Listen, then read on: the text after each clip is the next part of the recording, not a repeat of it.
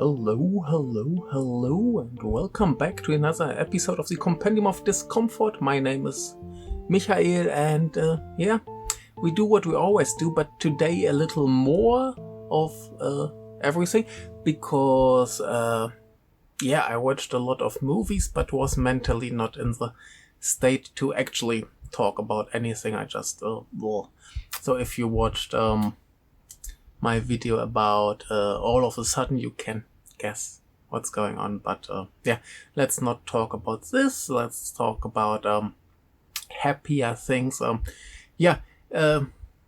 gonna go through some movies just to get them out of the way. I'm gonna go to Germany for a few days, so gonna be busy, so I want to get some stuff out. I think I have one or two videos that I haven't released yet that I recorded already months ago.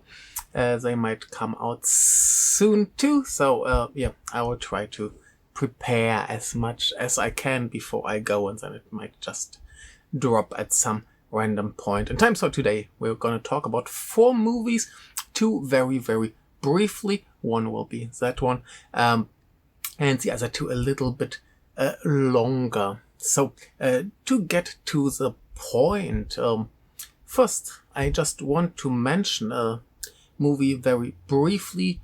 That's a documentary about Fukumoto Seizō.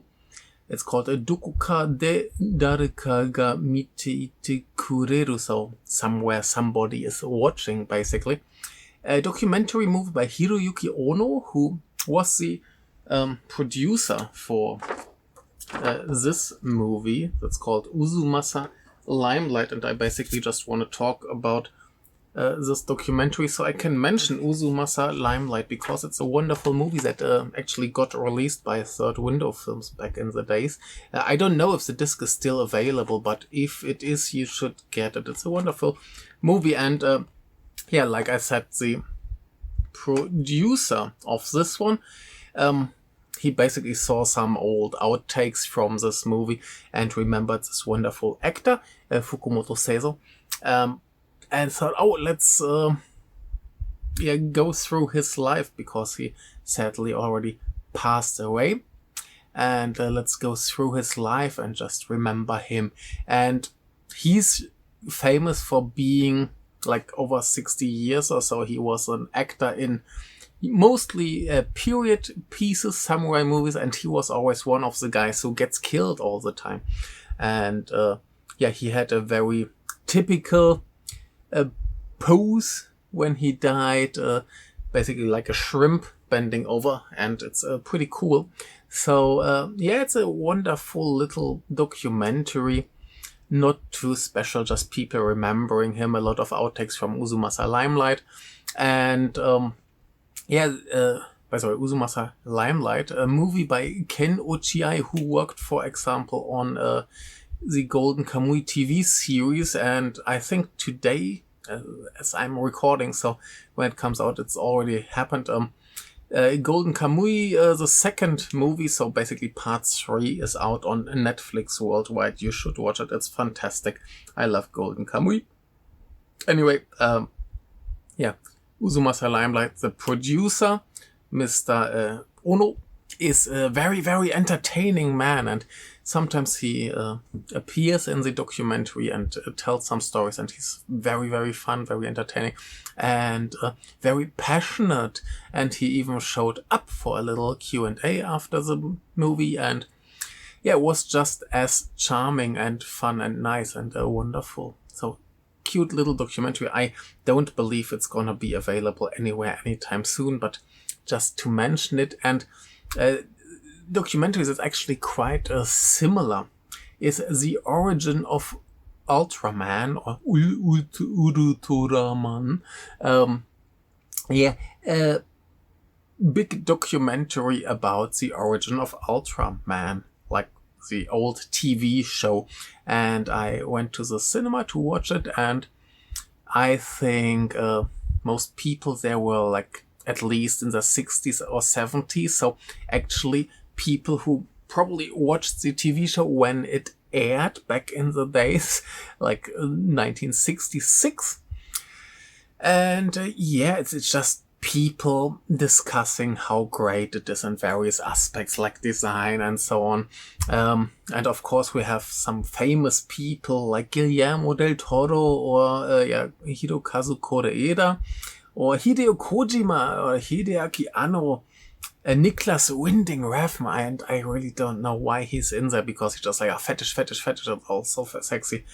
And yeah. Anyway, so there's a lot of people more or less famous or more or less with a connection to Ultraman, and talking about how wonderful it is. And Del Toro makes connections to Mexican horror and monsters and stuff, and he points out that in both cultures it's not so much about like monsters are evil and there's a hero who saves the world, but it's more about balance, a more natural thing.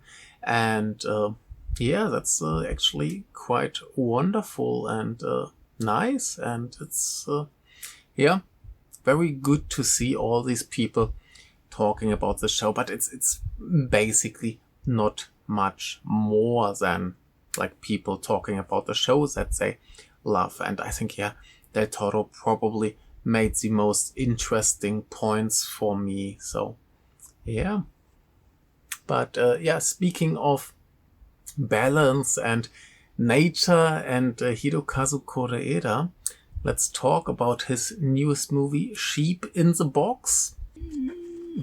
Yeah, looks like this.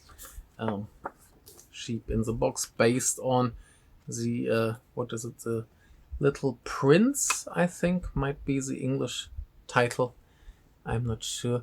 And yeah, it's a movie by Hirokazu Kore-eda, and you all know him as this director of very family drama movies, and that's what he did again. Main cast, we have Haruka Ayase, who was before in his Our Little Sister, or Revolver Lily was pretty good, or Oppai Volleyball, which I have talked about here before. And an interesting casting choice, Daigo Yamamoto as the father of this family, and he's usually more famous as a comedian, so that's quite interesting that he actually got this quite serious role in this quite serious drama, and it got, let's say, very mixed to quite negative reviews. Like the average on Letterboxd is 2.9 with 4,200 people who logged it, and there's only one fan. And it's quite interesting how that worked out. And basically it's a little bit similar to Spielberg's AI, and some people complained, like, why do you make a movie like this if AI already exists?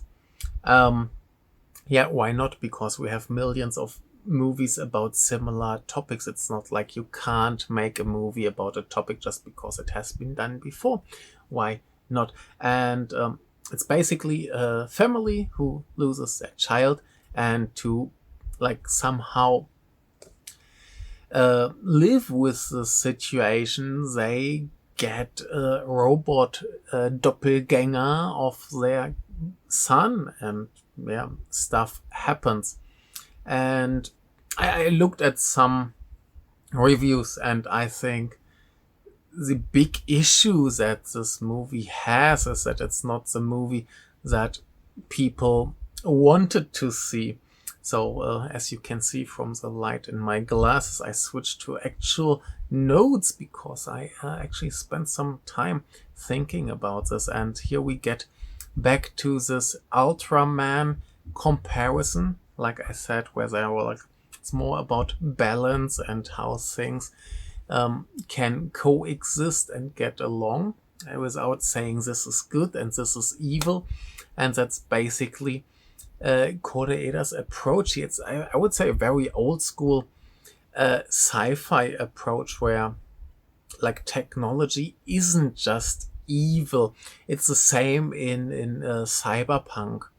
Originally, cyberpunk just had technology and it wasn't good or bad or evil. Yeah, usually it was kind of a dystopic future, but it wasn't like, oh, this technology is bad. They just used the technology and did stuff with it. And I think that's his approach here too. He didn't make this movie to tell us that AI is evil or whatever. And yeah, the problem is people struggle with this depiction of AI because it's happening in 2026 and not like the Spielberg movie a long, long time ago. So I would say just the existence of AI can't be called science fiction anymore. That would be science realism, I guess. And yeah, but having good, useful, functional AI that doesn't get used to, to do bad things is still science fiction. And I think that's the problem that people have. They can't really distinguish this idealist or more optimistic, not so much idealistic, but more optimistic view on AI, which is a currently happening terrible thing. Like, I would rather not have AI. I see it maybe a little bit more differentiated than other people. I don't think every use of AI is evil, or I believe it can be used in an ethical way. But that's not what's happening, especially not like big companies and so on. So that's more like the dystopian future that we might have in other movies. But here, yeah, it's just technology exists and it's being used in ways that we now need to explore and find out whether or not that's good or bad, or it's not even about good or bad, it's just what is going on here, what are we even doing. And yeah, there's a transhumanism aspect, so similar to cyberpunk as well. So it's quite interesting that this movie is quite close to the original idea of cyberpunk without having this gritty, dirty world that most people imagine when we say cyberpunk, but it's a very clean, nice, beautiful version of modern Japan. A few years in the future, you have like delivery drones and stuff like that, but basically technology is not bad in this movie. And yeah, I think that's what people really, really hate about it. And to a certain degree, I get it, but yeah, it's not what this movie is about. And I have complained about these things as well when it comes to other movies, but in general, I believe we shouldn't complain about what a movie is not, but we should just see what it is. And yeah, this is mostly completely uncritical of AI. Just, hey, AI exists, it can do these things that in reality don't happen, and what are we going to do with this now? Yeah, so it's more about a balance. That's what this movie tries to find. And yeah, not so much about good versus evil. Yeah, so yeah, that's one point. The other big point is architecture. This movie is very, very focused on architecture and combining these artificial structures with nature. So a lot of time is spent here, for example, on designing houses that incorporate, for example, trees and they always show like, hey, the house looks like this, and first you have like little trees like this, but then the trees will grow like this in so many years, and then it will look so much more better. And that's a big thing here, this combination of artificial and natural together in harmony. You can see where this movie wants to go. It's very, very obvious and very consistent, I would say. And that's another funny thing that we will get in our last movie today too, is that people see inconsistencies or themes that are not picked up enough or not developed enough, and completely missing the point that it's just another aspect of the main theme. And another question here that comes with this whole theme is, who owns the dad? Like, this mother wants a robot based on her son, and basically as a substitute, and basically she owns him, which is really, really weird, because a normal child, she wouldn't own that.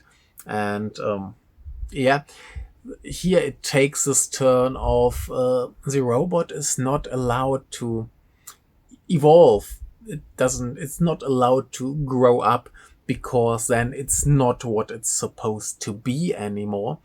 But this is exactly what a child would do. A child would grow up to be an adult, and they would develop and evolve and become a different human, and maybe a human who we don't like all that much. That's totally possible, that you make a child that used to be a cute kid, and we will get to that in the next movie too.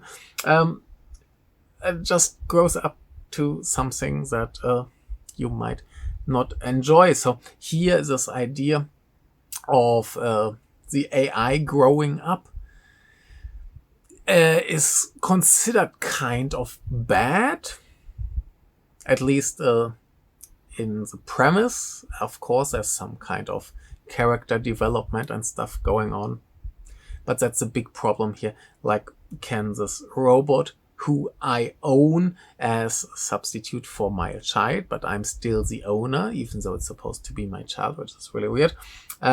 And then, yeah, the actual child would have been allowed to grow up, while the robot is my property and must stay the way that I want it to, because that's exactly how I remember my child, and it needs to fulfill my wish.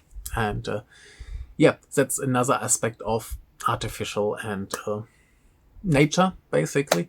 The artificial human develops in a very natural way, but is not allowed to, because we force to control it. Quite interesting. Another thing is, this idea of getting a substitute child in form of a robot, where the mother of our protagonist is like, why don't you just make another child? Which is a very evil and bad idea here. But yeah, why is it? It's basically the same. You make a new one, or you get a robot. It's not all that different. So as you can see, there are many like comparisons: nature, artificial. It all plays in the same thing. It's not like one theme is underdeveloped. Of course, then we have the protagonist who hates her mother, but is actually the same as her mother, of course. And yeah, all these things. And then, yeah, we have this idea, like, what's the difference between humans creating a house, a robot, or a child? Yeah, basically, it's all the same, kind of. It's all human creation. Or, yeah, like, can robots become part of the real world? Mild spoiler. The movie suggests that robots might in the end live in a more natural habitat than humans who live in concrete blocks called houses, which we believe is normal. But robots might live in the forest, even though they depend on human civilization even more than we do. I don't know. Does a robot actually need electricity more than I do? I don't know. I would be a mess without like flowing water and no electricity. I don't know if I could survive just in the forest. I don't know. But yeah, it basically opens all these questions. Are the robots actually all that different, or are they just another kind of expression of like human creation that should be allowed to live and exist and do stuff? And yeah, so I think it's not a bad movie at all. It's actually pretty good, and it's a big family drama like you would expect from Kore-eda. And yeah, I just believe he chose the wrong theme in the wrong time, so people are really mad at him because he doesn't say AI is evil. And it seems, I heard that at least in several places, that people in Asia, I hate this idea of people in Asia because all Asians are the same. No, they are not the same way as white people are not all the same. This concept of white people doesn't exist besides of skin color. Yeah, so I would guess my Afro-American, Asian American, and MAGA American co-workers all have more in common than I have with them, so let's not open this idea. But yeah, many people say that in Asia the idea of AI hits less of hate than in the West. I don't know, maybe that's a factor here, or maybe it just comes down to Ultraman and Kore-eda growing up in a world where people think sci-fi is cool and optimistic, and shows us a world where people try to live in harmony even with potentially dangerous monsters. Yeah, so that's the whole idea of Ultraman. Like, yeah, humanity must live with these dangerous creatures, and they might even not be all that scary and terrible, and maybe that's what he feels about AI. I have no idea. But it's a yeah, big thing, and I guess many people just can't handle this whole AI is maybe not 100% evil and should perish from the world, and we would be better off without it. I'm not against that idea. I don't know. Like I said, I can imagine ways in which AI use might be ethical, but nobody applies these ways. So yeah. Anyway, speaking of movies where people complain about too many themes that are not explored all in detail and missing the point that it's actually yeah, all the same, is this one here. Can you see it? I don't know if you can see, there's a Japanese title written. More visually adequate is this one here. So in English, the movie is called Unchained. In Japanese is Shigatsu no Yohaku, and it's a movie by Keisuke Yoshida, who used to work with Tsukamoto. I think he was an assistant director on some of Tsukamoto's movies, and yeah, he did, for example, some great movies like Intolerance, Missing, Blue, or Hime Anore. Yeah, and yeah, usually I like his movies. They're not all fantastic. One was actually pretty bad as far as I remember, but most of them are good to very good. And he did an interesting casting choice, because he put Wataru Ichinose in there as one of the main actors, and you might have seen him in quite a lot of stuff. a lot of Takashi Miike films. And usually he's more of a side character. And he was, for example, in Yellow Dragon's Village as well as here, Sakamoto. No? And yeah, but I guess maybe this Netflix, I think it was a Netflix show, a Sanctuary, by Kan Eguchi, who was the director of The Fable. Maybe I should finally watch it. I heard that it's very, very good. Yeah, there he played the lead role, and yeah, recently he seems to get a bigger role, so that's very, very nice. And for me, very interesting is his character. He is very similar to the character he plays in Burn. In Burn, he was the guy who takes up all these young kids or young girls, usually, to take care of them. And that's basically what he does here as well. The main difference is in Burn, he's a very, very, very terrible person that just pretends to be wonderful. And here he actually is wonderful and just used to be terrible. Then we have, for example, Kaho, wonderful, wonderful actress. You might have seen her in Our Little Sister, Before We Vanish, or Funky Forest. And we have Fusako Urabe in a small role here. You might have seen her in Wheel of Fortune and Fantasy, some other stuff, and I'm always happy to see her. She's wonderful. Yeah, so what is this movie about? It's about an ex-criminal who got out of jail and now has this idea to make a rehabilitation facility for juvenile delinquents. And that's a good idea, I would say.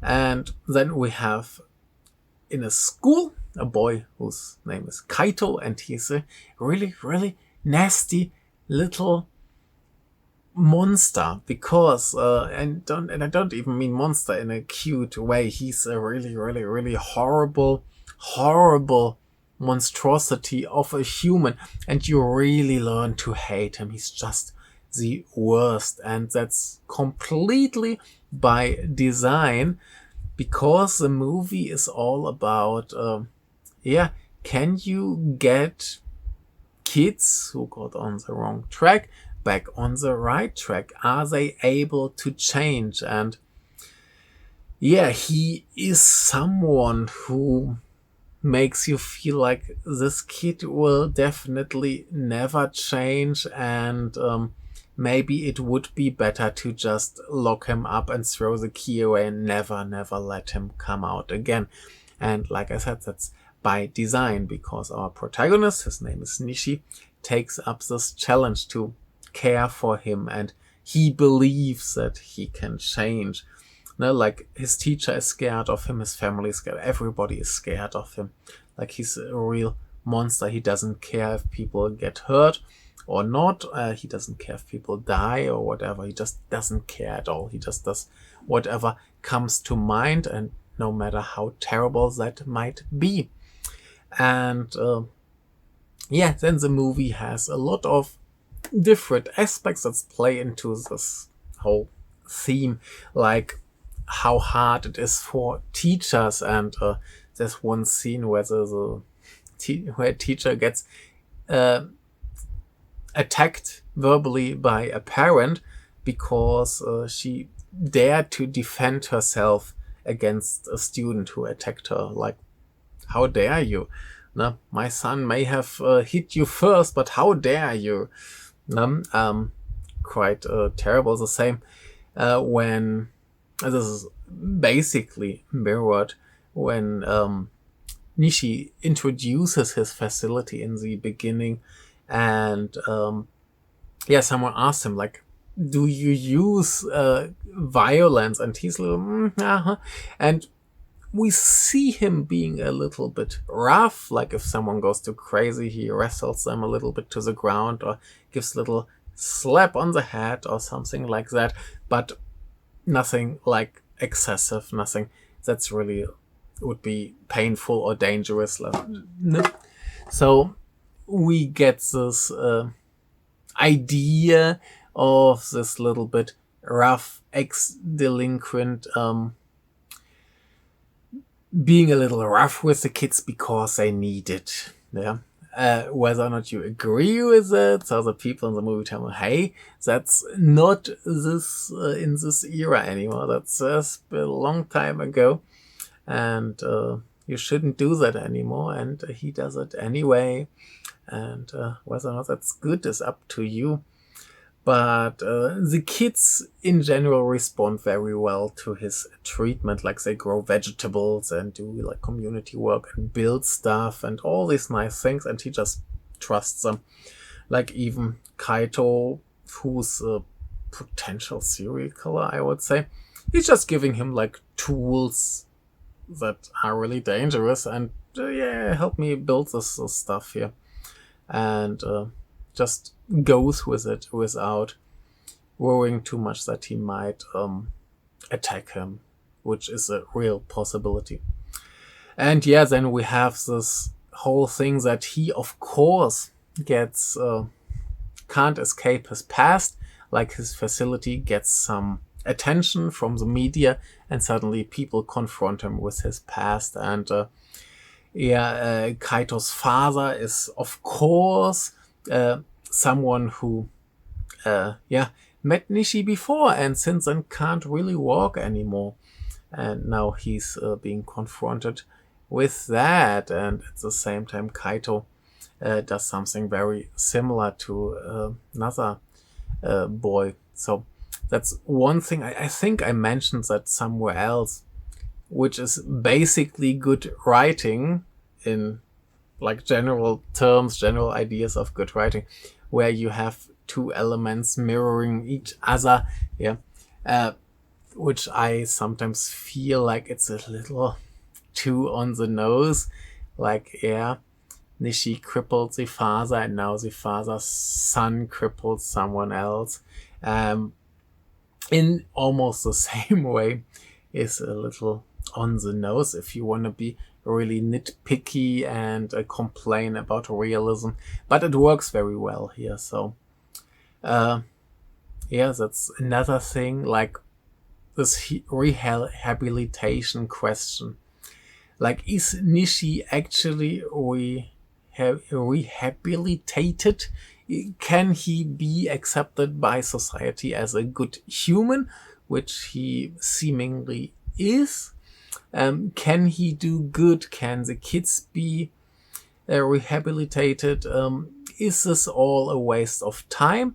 Is it just great to get the kids out of school so the other people can actually focus on studying and do their stuff and are not being distracted by this annoying, dangerous kid? That's another thing. Like, why not just remove those who destroy the peace and so you can go on with your stuff? Big question here where it's linked back to the school.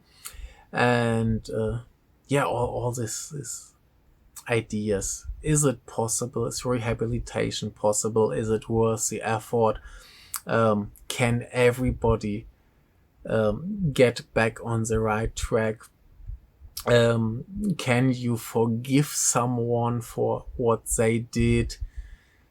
All these things, like you have many small episodes going around this main theme of rehabilitation and forgiveness and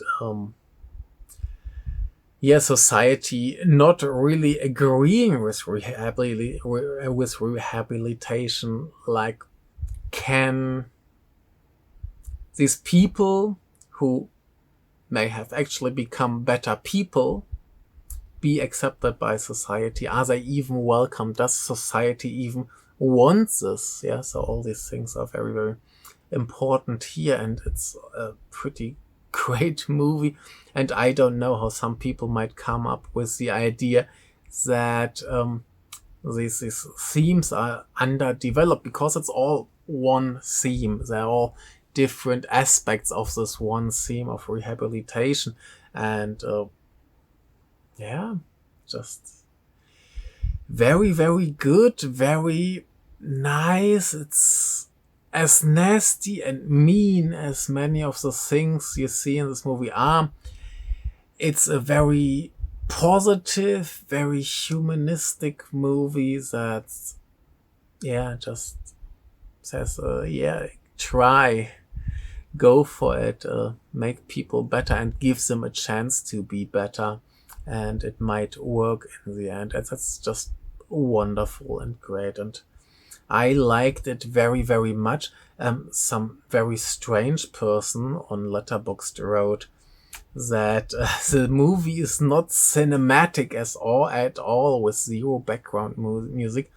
This aspect of zero background music is something that I didn't notice at all.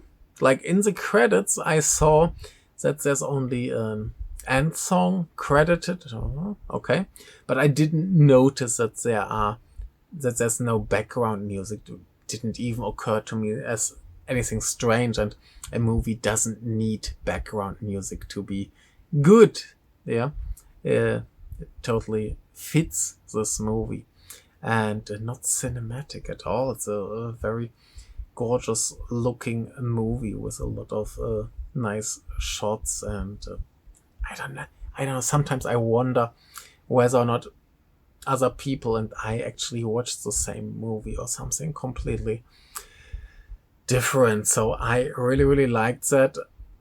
I'm happy I had the chance to finally watch it in cinemas. It's almost out again, and I'm always like, this one first, and I don't know, it looked like something tough to watch, and in the end it was a very wonderful, gorgeous experience that made me feel very good.